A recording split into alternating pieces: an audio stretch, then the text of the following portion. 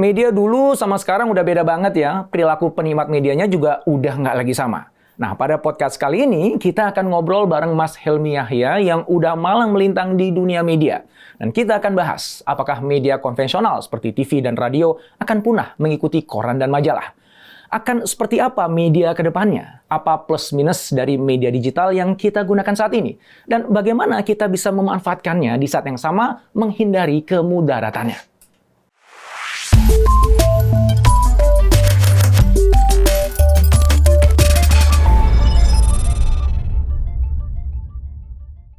Mas Helmy, ngomongin media, Mas Helmy.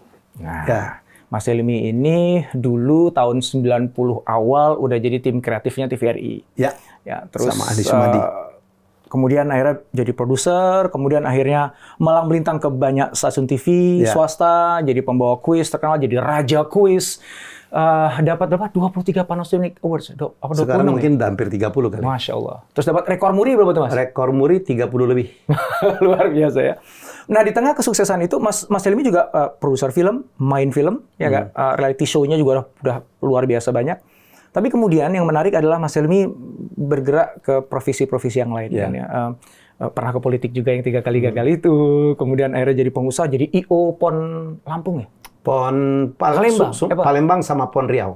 Ya, itu kan Mas Helmy yang jadi I.O.-nya ya? SEA Games Palembang. Dan sekarang Mas Helmy bahkan jadi YouTuber, jadi content creator, punya media sendiri ya, R66, perusahaan media. Kemudian juga jadi business coach gitu. Kencang banget ya? Ya. Dengerinnya pusing gitu. Iya betul. Nah, yang menarik adalah gini ya, aku pengen ambil pembahasannya adalah khusus di media ini nih, Mas. Jadi kan Mas Helmy ikut di TVRI dulu, sekarang punya media company sendiri, R66, yang itu platform yang dipakai adalah YouTube. Gitu. Nah, pertanyaan saya gini, Mas Helmy kalau tracing back, karena Mas Helmy itu punya sesuatu yang banyak dari kita nggak punya, yaitu observasi longitudinal sepanjang berapa tuh, tahun 90 sampai sekarang 2023, 33 tahun. Gitu. Pertanyaannya gini, apa hal yang paling signifikan berbeda, Mas? Ketika dulu TVRI, ke TV swasta, kemudian masuk sekarang ke dunia digital. Yang paling signifikan berbeda. Dan perbedaan itu yang ngebuat akhirnya banyak orang nggak bisa keep up. Dan itu justru memberikan ruang bagi yang lain untuk masuk sebelum yang lain nyadar. Itu apa, Mas? Ya, kan sama lah. Mas Indrawan kan pernah ngomong juga, dan banyak yang orang ngomong ya. Orang sukses itu bukan orang yang paling pintar, bukan orang yang paling kuat, paling keren, tapi orang yang paling bisa ngejudge. Ya, paling bisa adapt terhadap perubahan-perubahan yang terjadi. Saya alhamdulillah bisa ngelihat itu tuh. Dasarnya kenapa saya bisa bertahan dan saya melihat media itu karena dasarnya saya mungkin karena terlahir jadi anak orang miskin, nggak ada privilege, ya kan, banyak dihina dulu. Jadi membuat saya harus menarik perhatian orang tuh. Gue tuh dari dulu itu narsis kali. Saya naik panggung, baca puisi, menang cepat tepat, lomba pidato, di mana saya menjadi center of attraction. Itu untuk menutupin kelemahan saya tuh.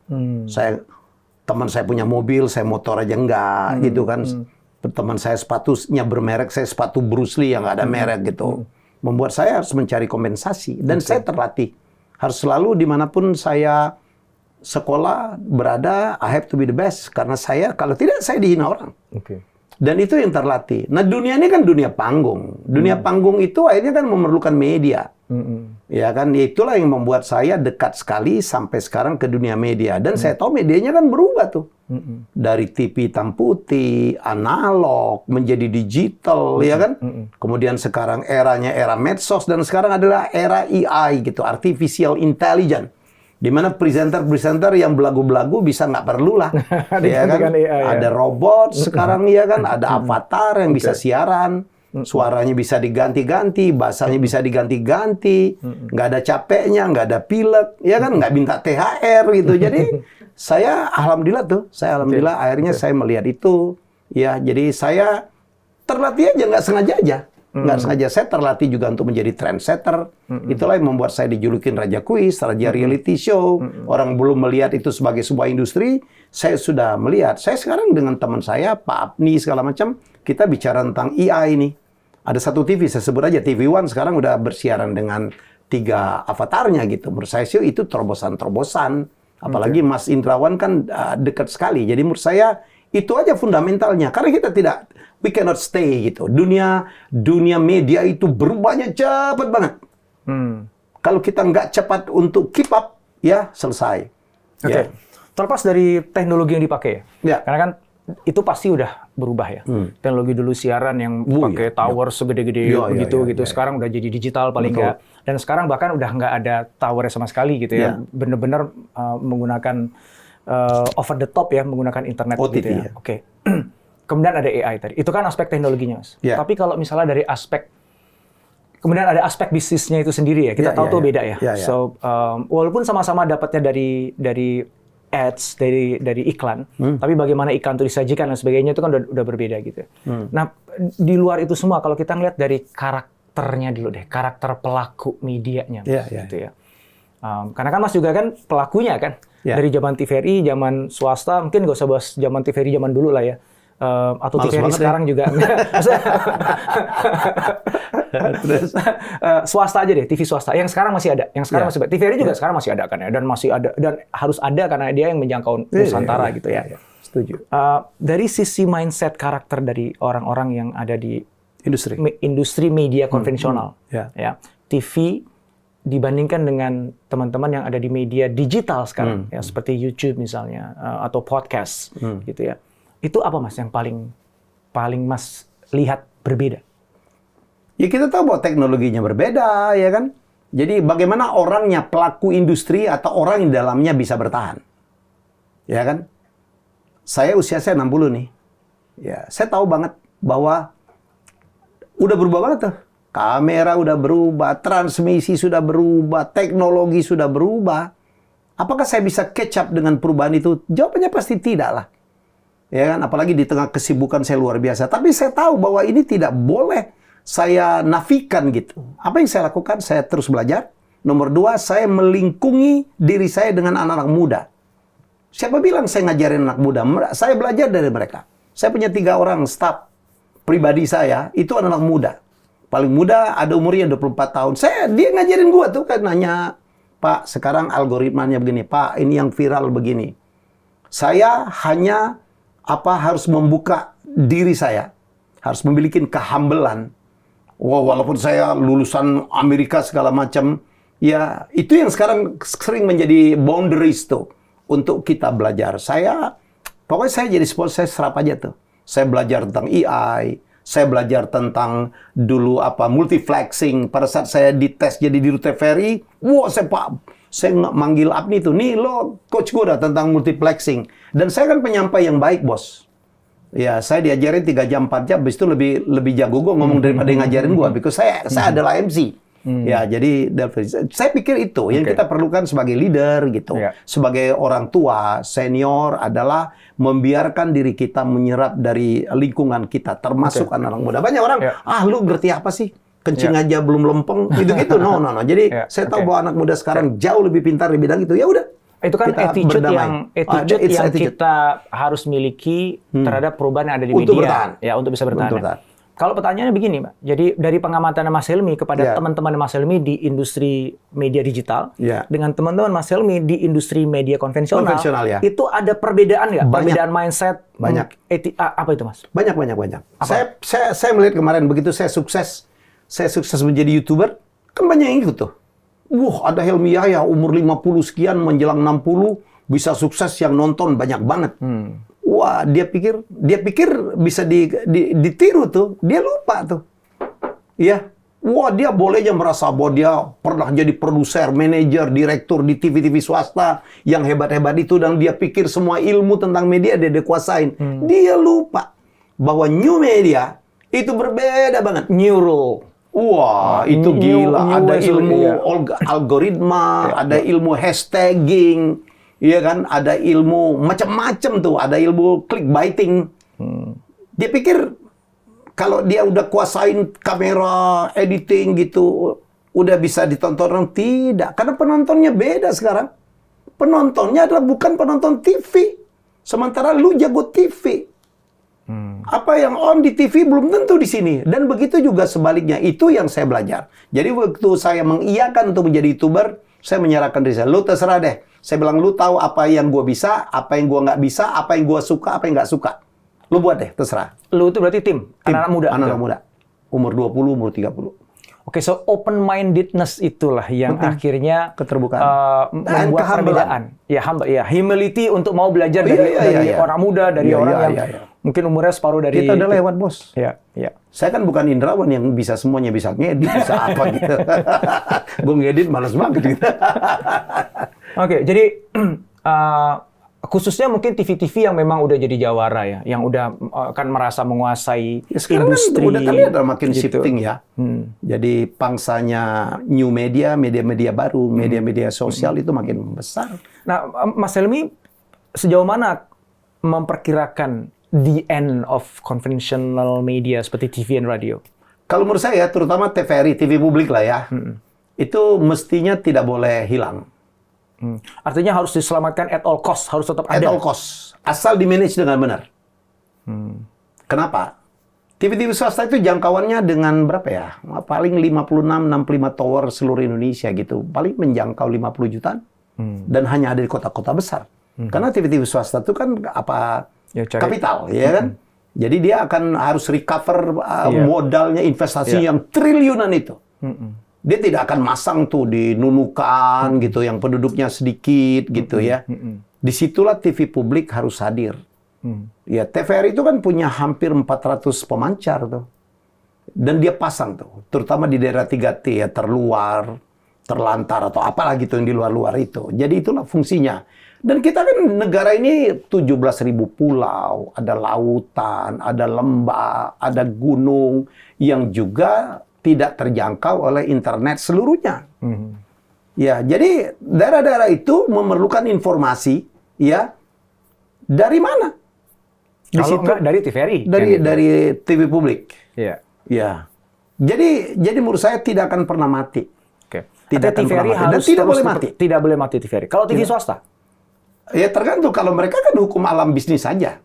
Kalau selama masih untung mereka mungkin survive. Jadi TV swasta pun harus mulai melebur juga ya menjadi media-media yang digital gitu ya. Dan combine lah, minimal hybrid ya, antara free to air yang ditonton secara gratis dengan yang melalui jaringan internet. Harus kombinasi dari itu. Kan perdebatannya kan gitu kan ya. Jadi bahwa TV-TV yang FTA, yang free to air itu nanti akan mati digantikan dengan kayak YouTube lah ya, yang semua basisnya adalah over the top gitu ya. Mas Dili punya pandangan yang sama nggak? Atau punya pandangan berbeda? Kalau mati total saya pikir enggak. Karena investasi yang yang dituangkan itu yang udah dicurahkan tuh gede banget. Paling hibrid lah. Ya, hibrid lah ya. Jadi free to air-nya akan tetap ada. Kemudian yang digitalnya, new medianya akan makin membesar. Apalagi sekarang digabung dengan AI ya.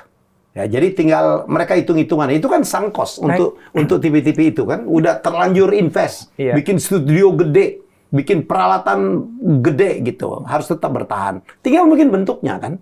Kalau kue iklannya makin mengecil, mereka harus come up dengan ide-ide yang yang mungkin cost-nya masih bisa masuk. Kalau menurut pandangan saya, kalau mati total, terutama untuk Indonesia, rasanya enggak.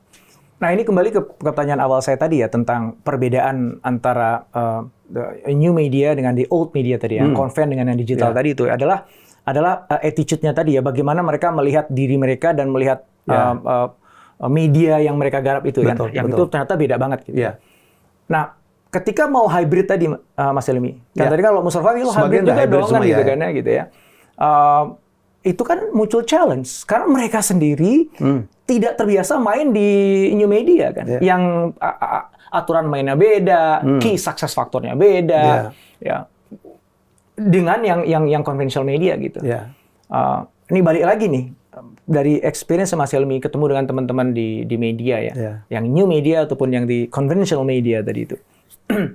Sejauh mana sih mereka kemudian akhirnya benar-benar bisa untuk going hybrid tadi? Untuk dalam satu stasiun TV gitu ya, X misalnya, ini ada X FTA, ada X yang ini runningnya di new media gitu. Sejauh mana itu Rata-rata memungkinkan? mereka udah hybrid lah ya. Tapi lihat ya, begitu sekarang ya, begitu kita analog switch off November 2022 gitu ya, kan yang mendominasi udah berbeda lagi tuh.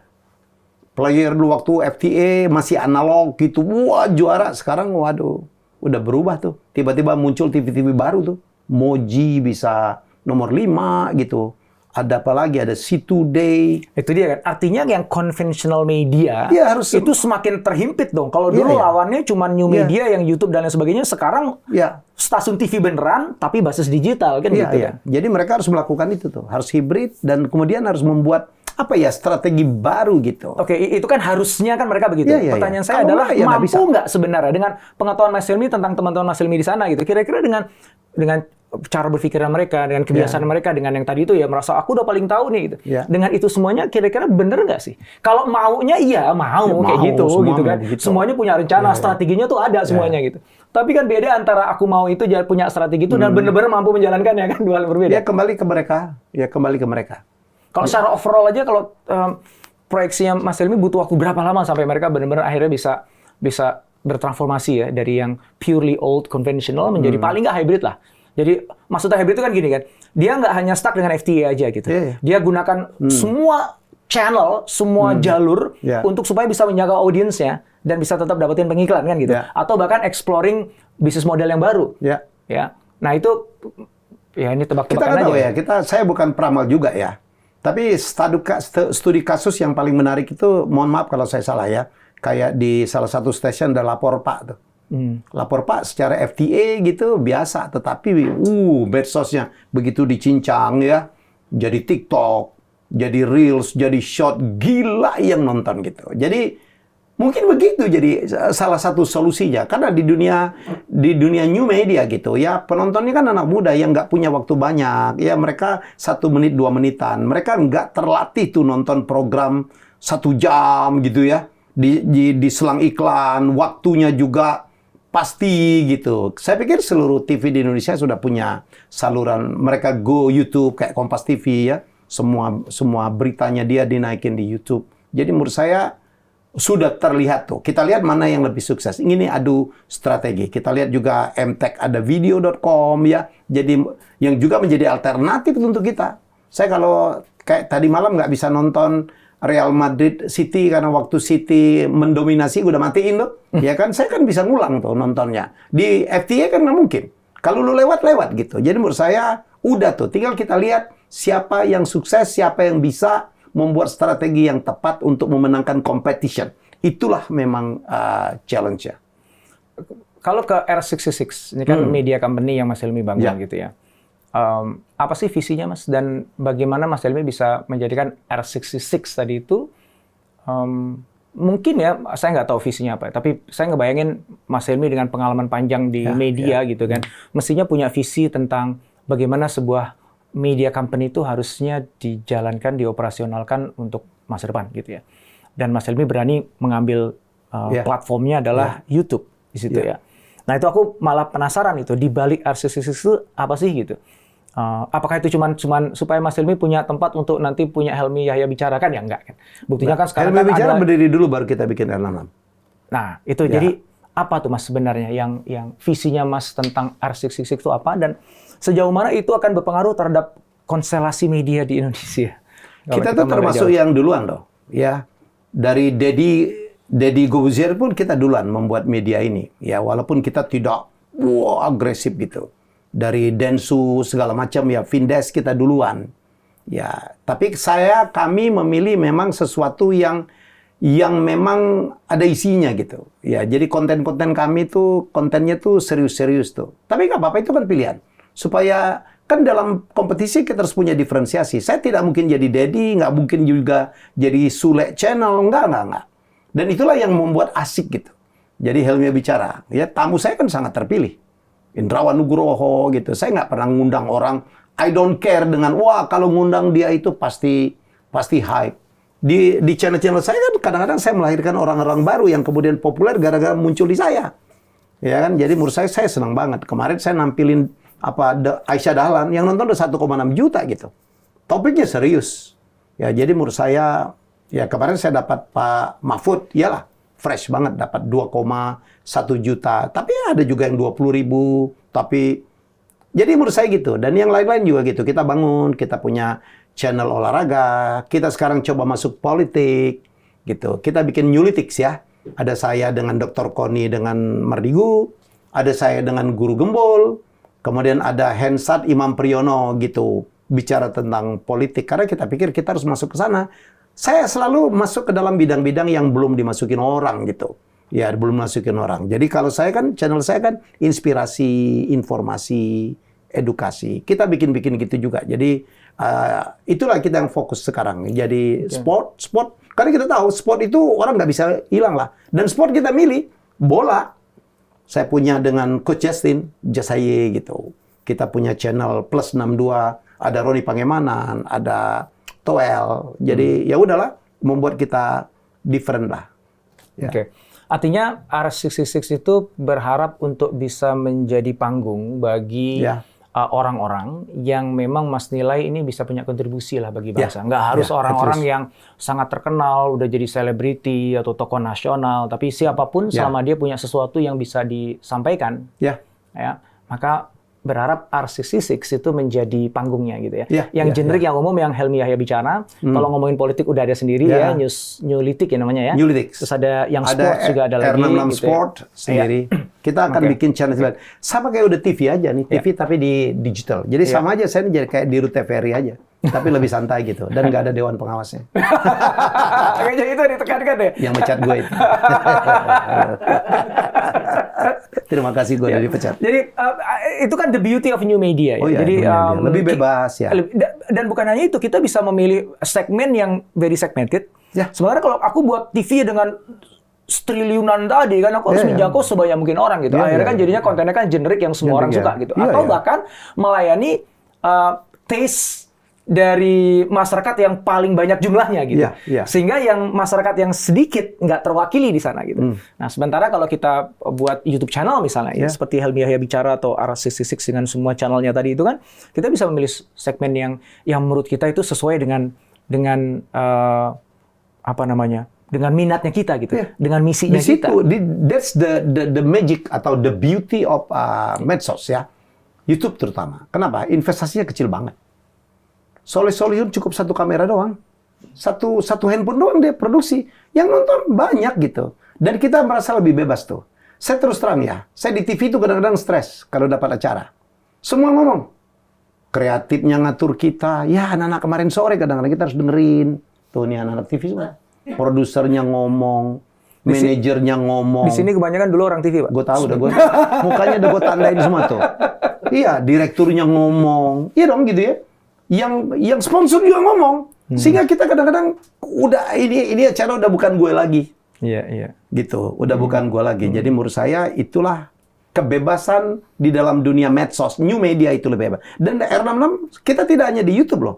Kita punya IG, kita punya TikTok yang jauh lebih berkembang pesat. Dan kita itu memanage sekitar 3.000 content creator, terutama yang nano dan mikro. Yang followernya 10.000 di bawah itu. Wah, itu asik tuh. Jadi klien kami banyak banget.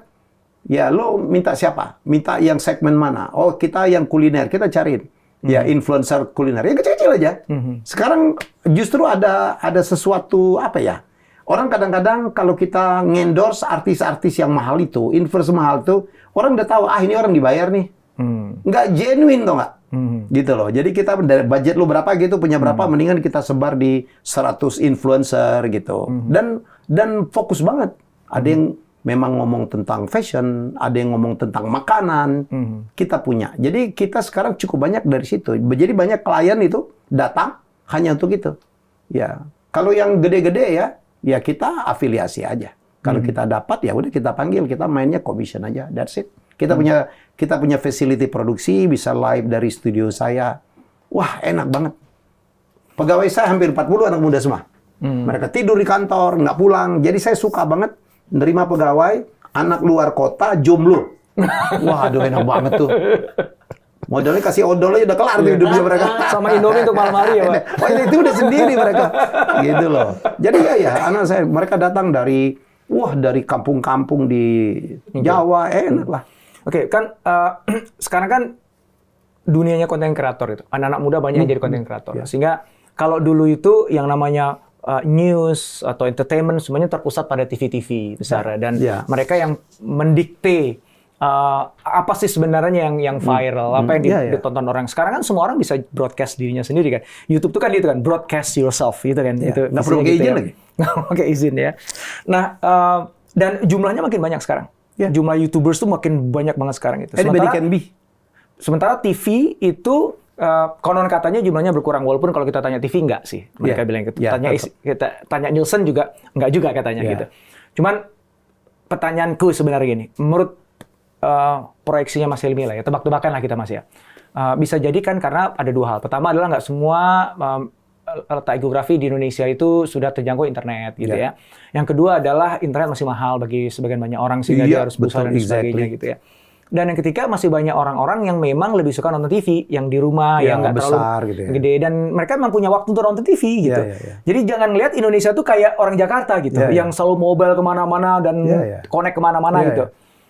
Itulah yang menyelamatkan TV. Jangan-jangan ya. Untuk sementara. Untuk sementara ini. Nah, bagus tuh ketika Mas bilang untuk sementara. Untuk kedepannya gimana Mas? Ya kalau makin banyak anak-anak muda gitu, jaringan internet makin bagus. Dan new media menghasilkan program-program bagus kayak reality show, talent search yang gede, ya kayak pernah dibikin oleh beberapa influencer gitu, ya bisa menggantikan. Menurut saya sih, ya sekarang aja ada shifting. Kualitas produksinya misalnya kayak di Close the Door sini ya, Mas Dedi buat banyak acara-acara yang akhirnya viewersnya justru lebih banyak dibandingkan stasiun TV dengan quality yang lebih bagus bahkan gitu. Yang kayak gitu nanti akan makin banyak kan? Makin banyak. Gitu. Akan muncul lah Dedi-Dedi lain ya, walaupun mungkin tidak akan sebesar Deddy Corbuzier yang badan juga memang besar itu. Kalau Dedi, wah salam kita sebagai senior kita angkat topi lah. Artinya pelan tapi pasti memang yang TV-TV swasta ini akan tergeser. Bayangin dulu kan kita sembarangan aja. Saya dulu start Helmy bicara di sofa ruang tamu saya. Akhirnya ada kamar karaoke kosong, gue sulap. Sekarang kita serius, studio serius. Pengen studio ini serius. Dibangun di dalam satu building yang ada liftnya. Nggak main-main. Jadi itu menunjukkan growth ya. Dari sebuah hope ke depan bahwa new media akan mengatasi konvensional media. Pada akhirnya ketika Indonesia ini semua orang udah punya akses internet jadi murah. Dan orang-orang yang tadi ya punya banyak waktu di rumah leyeh-leyeh doang mungkin juga makin berkurang karena semua orang terpaksa harus kerja pada masa itu. Dan perusahaan-perusahaan pengiklan itu memang udah kemarin Unilever kita punya data ya bahwa mereka udah shifting budgetnya ke new media. Ya dan perusahaan-perusahaan lain lah. Jadi nggak mungkin sekarang ada pengiklan yang menafikan gitu. Ya sekarang udah ada yang di meja, ada yang masuk iklan, ada yang di belakang gitu. Menurut saya jadi kalau kita ngelihat pressure terhadap TV konven yang ada sekarang, itu selain daripada bahwa memang masyarakatnya mungkin sudah mulai beralih ke YouTube dan itu urusan waktu aja sampai kemudian akhirnya bergerak bukan hanya ke YouTube ya, mungkin media yang lain TikTok yang akan dipakai dan sebagainya. Apakah TV konvensional juga punya pressure dari dalam? Nah, maksudnya dalam tuh begini. Ya, jangan-jangan ada orang-orang yang kerjanya di media yang dia akhirnya mulai pindah ke new media ya. Bukan hanya krunya, tapi justru hostnya, justru talentnya gitu. Karena tadi kayak Mas Helmy bilang kan di sana kan didikte oleh semua kan. Akhirnya udahlah gue capek, gue mendingan gue buka sendiri. Dan itu kan sudah mulai kelihatan kan orang-orang itu kan mungkin teman-teman yang nonton juga udah tahu lah kira-kira siapa gitu. Dulu sering nonton di TV, sekarang dia punya channel sendiri gitu misalnya. Yang kayak gitu menurut Mas Helmy akan jadi tren ya ke depan? Udah terjadi. Dan semakin kuat nantinya. Iya, Bos Deddy udah nggak peduli masuk di TV, dia ninggalin program TV. Saya nggak peduli gitu. Dulu saya rajanya TV lah. Ya kan, saya pernah punya 5 program sekaligus di prime time segala macam. Dan nggak tertarik lagi untuk kembali. Boleh aja gitu. Tapi mereka juga nggak nawarin juga lah ya. Gitu. Kemarin saya sempat comeback lah ya. Jadi dengan pressure yang sama gitu. Ya ini lagi off dulu gitu. Ya jadi menurut saya penonton juga beda lah. Penontonnya sangat beda. Kan banyak bintang-bintang besar sekarang. Talent-talent TV besar gitu. Ya, memang ya udah gitu. TV bukan satu-satunya gitu. Saya mengatakan TV bukan satu-satunya. Ya, jadi nggak ada masalah juga. Sule ada acara TV nggak? Saya pikir nggak ada sekarang ya. Di medsos saja. Channelnya dia kan udah berkembang sekali. Berkembang luar biasa. Andre Taulani, saya nggak tahu pasti punya di TV apa tidak. Mungkin 1, 2. Ya, sekarang lebih banyak dia aktif di channelnya dia gitu. Jadi kita orang yang sangat menikmati kebebasan, kita bisa produksi kapanpun, kita bisa ngomong apapun gitu ya kan. Dan uangnya diambil sendiri nih, nggak harus bagi-bagi kan. Dan apa langsung gitu, tiap bulan kita terima gitu. Jadi menurut saya ada kebebasan yang saya rasa itu kata kuncinya, Mas. Iya. Jadi freedom tadi. Freedom. Kalau zaman dulu, ya apalagi soal tarik zaman TVRI dulu, kita nggak punya pilihan nonton harus TVRI. Kalau mau hiburan cuma Ria Jenaka, anak-anak cuma nonton si Unyil, kan itu kan. Nggak ada pilihan lagi. Gitu. Begitu masuk TV swasta makin banyak pilihan. Semakin kesini dengan ada media sosial, ada YouTube, pilihannya makin banyak lagi. Pilihan itu memberikan freedom. Berarti sekarang teman-teman yang mau berkarya di dunia digital punya di dunia media punya pilihan. Lo mau ke konven boleh, lo mau ke digital boleh, bisa. Kalau kamu pengen jadi talent, ya. Kalau dulu nggak ada pilihan, panggungnya cuma ada di media televisi konvensional kan, nggak ada lagi panggung yang lain kan. Nggak ada. Gitu. Kalau mau ngetop ya harus di TV. Gitu. Betul. Ya. Sekarang banyak panggung yang tercipta. Gitu. Bisa buat sendiri panggungnya. Bisa buat sendiri panggungnya gitu. Dan itulah force kekuatan yang akan mengubah landscape dari industri media untuk selamanya. Sudah berubah, Mas. Ya. Sudah berubah. Bayangkan dulu ya kalau ada penyanyi gitu di museum TVRI selesai hidup loh. Nah, ya. Dengan kalau sekarang silakan aja museum gua masih banyak gitu. Kalau nggak gua bahas sendiri. TV gitu. swasta pun mau nembusnya kan susah. Tapi lihat ada fenomena Denny Caknan segala macam tuh. Dia bikin sendiri dan meledak sendiri, yang nonton puluhan juta gitu. Diproduksi sendiri, channelnya punya sendiri, duit AdSense-nya diambil sendiri. Bayangin ada satu lagu ditonton 30 juta views gitu. Gila. Kak Nunu itu tiba-tiba dia bikin lagu Abang Tukang Bakso gitu. Dengan lagunya Melisa itu yang nonton 1 miliar. Yang Kak Nunu gitu. Apanya Indrawan Nugroho ya. Dia namanya Nugroho juga. Jadi menurut saya itu perbedaan gitu. Jadi video YouTube itu adalah memberikan voice, kesempatan untuk berbicara untuk orang yang selama ini tidak bisa bicara. Yes. The chance, the voice to the voiceless. Wah, kita bisa ngomong sendiri tuh. Bikin sendiri, upload, nggak perlu izin-izin yang ruwet itu. Walaupun belum tuh ada yang subscribe dan nonton ya. Tapi setidak-tidaknya udah punya panggung lah ya. Iya. Bayangin dulu di Korea ada orang cuman mendengus-dengus doang gitu, yang nonton jutaan orang gitu. Keunikan itu menjadi hal yang sangat penting. Kita lihat ada karya-karya dari anak-anak dari daerah, yang ada yang tetap medok dengan bahasa Jawanya. Yang nonton ada si Gundul. Wah, itu magic tuh. Jadi menurut saya, ya kita berkompetisi, walaupun saya saranin, tolonglah kalau bertanggung jawab dengan kontennya. Tolonglah, jangan bikin konten dengan atas nama supaya views-nya banyak, melakukan hal-hal yang tidak terpuji. Dulu ngasih orang, dulu ada orang yang memberikan duit, terus harapan palsu gitu. Kalau masih duit sih masih oke lah ya. Bukan yang ngasih duit, tapi yang ada yang bohong. Oh iya, tapi bohong gitu. Yang ada yang ngasih hadiah untuk siapa, tahu-tahu isinya batu. Ngasih orang tuanya apa. Menurut saya itu nggak bener lah yang begini-begini. Tolonglah bertanggung jawab. Ya gitu. Termasuk, sorry ya, yang flexing. Tolong di-review lagi lah. Bangsa ini, itu yang membuat, yang saya bilang gara-gara itu banyak orang Indonesia yang pengen cepet kaya ya. Dengan cara kalau dulu kan cuma babi ngepet doang kali ya, dan gak banyak gitu. Kalau sekarang udah terjebak pinjol atau segala macam, itu yang menjadi korban banyak banget. Iya kan, karena semua orang pengen cepet kaya gitu, pengen ngelihat jadi siapa, cepet punya McLaren atau apa gitu. Kalau dulu kan pilihannya sedikit. Dulu kan pesugihan, sekarang pesugihannya digital. Oke, tadi adalah pesan untuk teman-teman yang ingin berkarya di media digital. Terakhir, Mas, pesan untuk teman-teman yang sekarang ada di media konvensional, baik dari pemiliknya atau mereka yang berkarya di sana. Ya, saya pikir mereka udah sadar itulah ya. Tinggal apakah tindakan yang mereka lakukan itu sudah pas atau tidak. Pasar lah yang akan mengujinya. Yang jelas sekarang penonton konvensional makin menua. We can check anak kita, cucu kita, udah nonton TV nggak? Kagak. Bintang-bintang yang di top di TV konvensional, mereka nggak kenal loh. Ya, sinetron top, siapa yang nonton? Ibu-ibu. Di luar ibu-ibu, nggak bunyi tuh. Ya, jadi menurut saya, ya udah sekarang masanya masa transisi nih.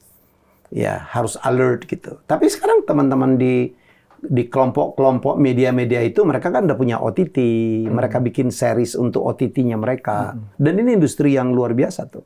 Tiba-tiba di video.com kita bisa mendapatkan series yang bagus-bagus gitu.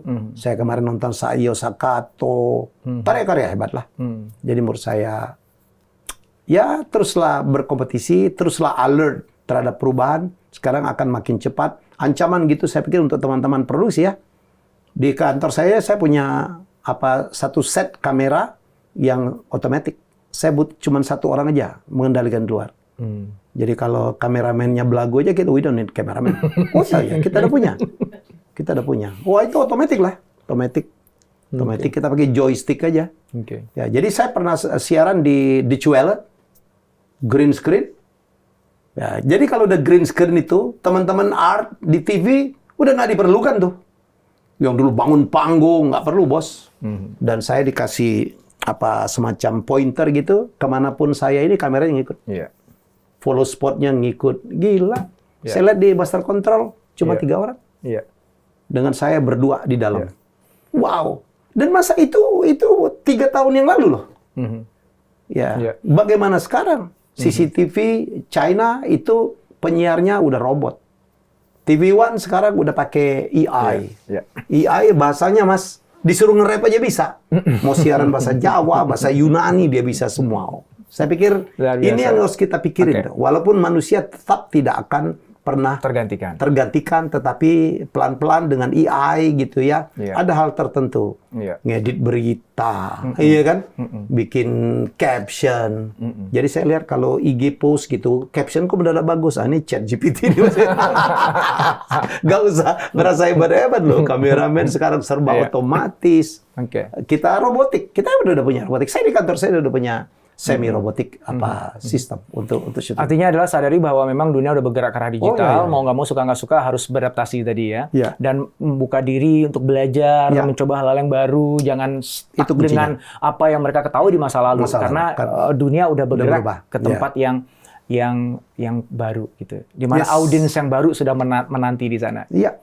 Wow, keren banget. Makasih banget waktunya Mas Helmy. Sama-sama. Belajar banyak saya. Mudah-mudahan ada kesempatan untuk belajar lagi. Thank you.